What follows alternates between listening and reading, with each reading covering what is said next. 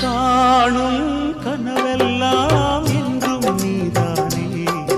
என் கனவெல்லாம் நினைவாக ஆவா கண்மணியே வீசும் காற்றில் பூசாயானே உன்னை எங்கோ மனம் பேச உள்ளம் நொந்தேனே